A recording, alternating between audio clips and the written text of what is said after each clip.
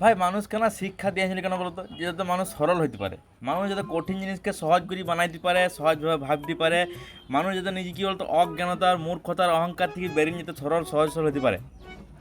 কিন্তু মানুষ শিক্ষিত হওয়ার পর লিখছে অ্যাডভোকেট বিশাখা চৌধুরী, সিলেব খোদাই করে লিখছে ডক্টর শিলাচন্দ্র রয়।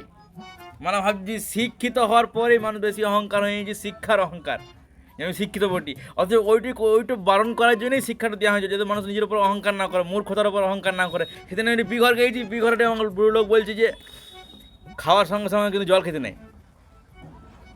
এমন তো কাকু, তুমি যে এই ডাল দিয়ে ভাতটা খেলে, ডাল তো কী তৈরি, আনারস দিয়ে? ডালে তো জলই ছিল তোমার। মানে শিক্ষিত হয়ে যাওয়ার পর মানুষ খেপাচোদা হয়ে গেছি, মানুষ বুঝতেছে না যে কী বলছি কী করছি। মানে মানুষ শিক্ষিত হওয়ার পরও মানে মানে পুঁথিগতভাবে শিক্ষিত হয়েছি, মানুষ শিক্ষার জিনিসটাকে অ্যাপ্লাই জীবনে তো করেই না, মানে ঝাড় বরাবর করে না। মানে তুমি ভাবো একটি মানুষ মানে ভালো রকম শিক্ষিত লোক বলছে যে ভাই বাঁ হাতে জিনিস দিও না, বাঁ হাতে অশুভ। মানে পুরো বডিটা পুরো পৃথিবীটা যখন ভগবান বানিয়েছে, তো বাঁ হাতটা নিশ্চয়ই ওই বানিয়েছে। তো বাঁ হাতে যখন ওই বানিয়েছে, ডান হাতে যখন ওই বানিয়েছে, তখন অশুভ কী হইতে পারে? মানে দুটো হাত যখন ভগবান বানাইছে, তো একটি হাত অশুভ একটি হাত শুভ কী হইতে পারে? খেলো দিমাগ সে, dream 11 mutual fund is the best.